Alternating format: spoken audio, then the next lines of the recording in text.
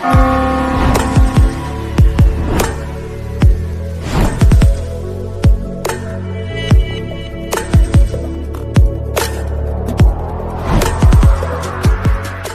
Morning my YouTube family, welcome back to my channel. आज के शुक्रवार और এখন ঘড়ি কাটায় বেজে গেছে অলরেডি 12টা।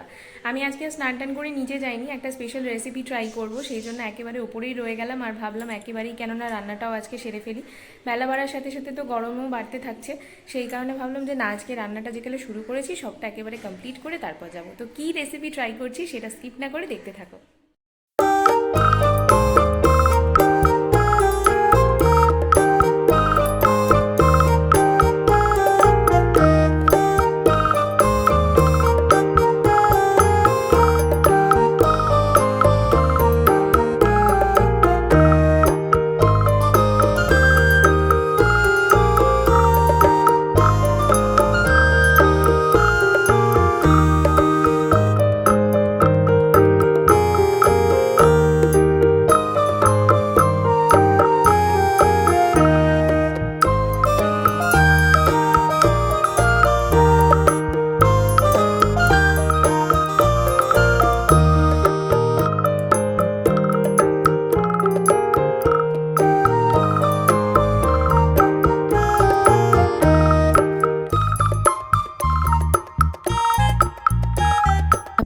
আমের আমসত্ত্ব, এই আমগুলো দিয়েছিল আমার বরের বন্ধু, তাদের গাছের আম, আর কিছু আম আমাদের প্রতিবেশীদের গাছের।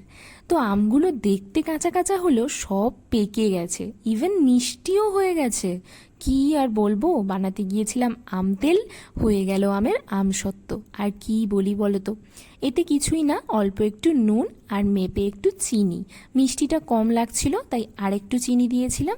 এটা এখন মিনিমাম 8 ঘন্টা কি 20 মিনিট মতো ফুটে, যতক্ষণ না এর অর্ধেক হয়ে আসছে ততক্ষণ এটা এরকম হতে থাকবে। তো এরা এরকম হতে হতে আমার মনে হচ্ছে আমার রান্নাবান্না হয়ে যাবে। তো চলো আমি আনাজপত্র কাটাকুটি করে নিই, এটা ততক্ষণ এর মতো হোক। এই হচ্ছে এখন ফুটে ফুটে আমের মানে পাল্পটার কালারটা এসেছে, মানে আরেকটু ফুটবে, এটা আরেকটু কমবে, তারপর নামাবো। আর এদিকে সমস্ত আনাজপত্র কাটাকুটি করেছি, ক্যাপসিকাম সোয়া বানাবো, আর সাথে হচ্ছে তোমাদের দাদাভাইয়ের জন্য অমলেটের ঝাল বানাবো। আর এইখানে ওই আমের আঁঠিগুলোকে রেখে দিয়েছি, এগুলো আমি ভাতের পাতে বসে খেয়ে নেবো। তো চলো রান্নাবান্না বসিয়ে ফেলি। এদিকে চাল ধোয়া কমপ্লিট হয়ে গেছে, ভাতটা বসিয়ে দিয়ে তারপরে তরকারির দিকে যাব। থালার মধ্যে অল্প একটু ঘি নিয়ে একদম থালাটাকে পুরোপুরি ঘষে নিয়ে একদম ঘি মাখিয়ে দিয়েছি। আর থালাটা কিন্তু অবশ্যই শুকনো করে নিও। তার মধ্যে এই আমটাকে যেটা জড়ানো ছিল পুরোপুরি ঢেলে আর সেটাকে ওই কাঠের খুন্তিটা দিয়েই চাড়িয়ে চাড়িয়ে একদম সমান করে নেওয়ার চেষ্টা করেছি। তবে এতে ঠিক অতটাও হয় না, যতটা পেরেছি করেছি। ভালো করে লক্ষণ রেখা টেনে দিলাম, চারিদিকে পিঁপড়ের প্রচণ্ড জ্বালা বেড়েছে আবার। আর তারপরেই কিনা থালাটা এনে লক্ষণ গণ্ডির মধ্যে বসিয়ে রোদের মধ্যে এখন 3 দিন ধরে এইভাবেই শুকনো হবে। তো যাই হোক, ওকে ওর জায়গায় রেখে দিয়ে এসে চলে এসেছিলাম রান্না করতে। একদিকে ভাত আর আরেকদিকে অমলেটের ঝাল বানাবো তোমাদের দাদা ভাইয়ের জন্য। ও শুক্রবার করে ডাল আলু পোস্তর সঙ্গে অমলেটের ঝাল বা গোটা ডিমের কারি খেতেই ভালোবাসে, তাই মা আজকে বলল তুমিই বানিয়ে নাও। তো আমি ওতে ছোট ছোট করে 4টে আলু, মানে একটা আলুকে ঝাড়কুচি করে দিয়েছিলাম যাতে ওর খেতে সুবিধা হয়, কেন আজকে তো সেরকম তরি তরকারি ছিল না। তাই একসাথে টমেটোটাকে পেস্ট করে নিয়েছিলাম যাতে তরকারিটা রান্না তাড়াতাড়ি হয়ে যায়। আমিও সয়াবিনের একটা তরকারি করব, সেই জন্য আর কি তাড়াতাড়ি হবে বলে টমেটোটাকে পেস্ট করে নিয়েছিলাম। ডিম দেওয়ার পরে ঝোলের মধ্যে এরকমভাবে ফুটিয়ে নামিয়ে নিলেই ব্যাস, অমলেটের ঝাল একদম রেডি। আর তোমাদের দাদাভাই কিন্তু এই ভাজা ডিমগুলোকে ঝোলের মধ্যে দিয়ে ফুটিয়ে খেতেই বেশি ভালোবাসে, যেটা আমার শাশুড়ি মা করেন না।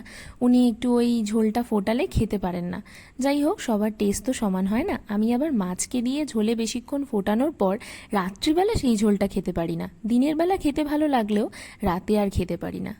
ওই যে ওটা আবার আমার গুণ, কি আর বলবো। তো এখানে আমি সয়াবিন আর ক্যাপসিকামের কষা বানাবো, সেই জন্য ক্যাপসিকাম আর একটা পেঁয়াজকে ওই 2-8খানা করে ভাজা ভাজা করতে দিয়েছি। সাথে আমি টমেটো পিউরিটা দিয়ে দিলাম আর সমস্ত রকম গুঁড়ো মশলা আর একটুখানি ওই আদা রসুন থিতো করে দিয়েছি। আর অবশ্যই কিন্তু 8খানা পেঁয়াজ আমি চিড়ে চিড়ে করে ছোট্ট ছোট্ট করে কুচিয়ে কেটে আগেই পেঁয়াজ মানে ভাজতে দিয়েছিলাম তেলেতে। সবটা সুন্দর করে কষিয়ে নিয়ে সোয়াবিন সিদ্ধ হতে দিয়েছিলাম। সেই সোয়াবিন সেদ্ধর জল পুরো ফেলে দিয়ে সোয়াবিনটাকে এর মধ্যে দিয়ে নাড়াচাড়া করতে করতেই শুকনো শুকনো সোয়া ক্যাপসিকাম একদম রেডি। তোমরা এটা পরোটা, রুটি, ভাত সব কিছুর সাথে খেতে পারো। বেলার জন্য কোনো কাজকর্ম ফেলে রাখিনি, সমস্ত বাসনপত্র মেজে ধুয়ে একদম রান্না করে গ্যাস পরিষ্কার করে সমস্তটা কমপ্লিট করে ফেলেছি। শুধু এবেলা রুটি করতে পারিনি, ভাবছি ওবেলা তোমাদের দাদাভাইকে রুটিটা কিনে আনতে বলে দেবো। একদম আর পারছি না গরমের মধ্যে, গরমে বুঝতেই পারছো আমার অবস্থা দেখে যে কী অবস্থা হয়ে গেছে। নিচে যাব, হাত পা ধোবো, ধুয়ে ঠাকুরকে আসন দেবো, তারপর ভাত খাবো। আজকে আর সকাল থেকে কিছু ব্রেকফাস্টও করা হয়নি আমার। তো চলো নিচে চলে যাই, উপরে কাজকর্ম এখনের মতো কমপ্লিট, আবার বিকেলে এসে জামা কাপড় তুলতে হবে। আজকে সমস্ত কাজ সেরে ফেলার পর সবার শেষে পুজো দিলাম। যাই হোক, মন ভরে পুজো দিলেই হলো, টাইমটা যখনই হোক না কেন। লাঞ্চ সেরে নিয়ে তারপরে উঠে এসেছিলাম হচ্ছে পাখিদের কাছে। পাখিদের খাঁচায় তোমাদের এই খাঁচাটায় একটা বাচ্চু হয়েছে, সেটাই দেখাচ্ছিলাম আর কি। এদের খোপের বাচ্চাটাই বড় হয়ে গেছে।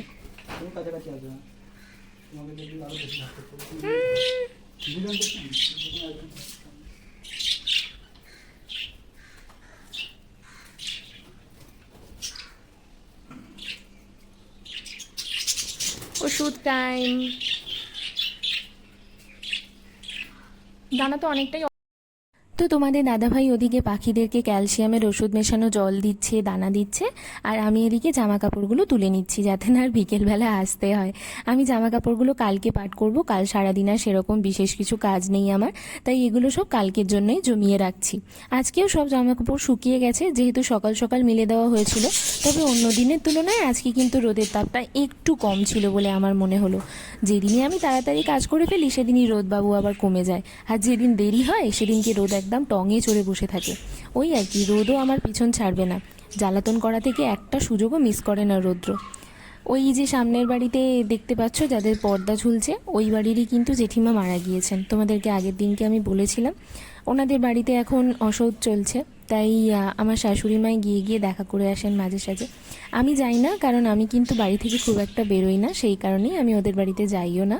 ওদের কেন, আমি কারোর বাড়িতেই যাই না, তাই তোমাদের সাথে কোনো রকম ক্লিপ আমি সেখানকার শেয়ারও করতে পারি না। তোমাদের দাদাভাই এখানে পাখিদেরকে দানা দেওয়া শেষ করতেই আমি কতক্ষণে নিচে যাব সেই চিন্তায় মগ্ন হচ্ছি। আর এদিকে তোমাদের দাদাভাই চারিদিকে খুব ধৈর্য ধরে নোংরা করছে। তোমরা ভাবো হয়তো যে আমি প্রত্যেক দিন সকালবেলায় একটা ঝাঁটা নিয়ে কেন খুঁড়ুং খুঁড়ুং করি। চারিদিকে তোমাদের দাদাভাই নোংরা করে বেড়ায়, চারিদিকে। রাত্রেবেলা আমার শ্বশুরমশাই বেরিয়ে এইসব ডগিগুলোকে খেতে দিচ্ছিলেন, মানে আবার একটা ইঁদুরও মরেছিল আমাদের ঘরের মধ্যে, কোথা থেকে ঢুকে গেছে জানি না। সেই ইঁদুরটা মানে দেখতে পেয়েই সঙ্গে সঙ্গে আমরা একটা বোর্ড চেপে দিয়েছিলাম, সেই বোর্ডের মধ্যে করে ইঁদুরটা ধরাও পড়ে, আর তাকে আমরা বাইরে একদম ফেলে দিয়ে আসি। তো রাত্রেবেলা খাওয়া দাওয়া হয়েছিল ড্রাই চিলি চিকেন আর রুমালি রুটি। তো চলো আজকের মতো ভিডিও এই অবধি, দেখা হবে আবার তোমাদের সাথে কাল নতুন একটা ব্লগ ভিডিওর মাধ্যমে। Good night, tata.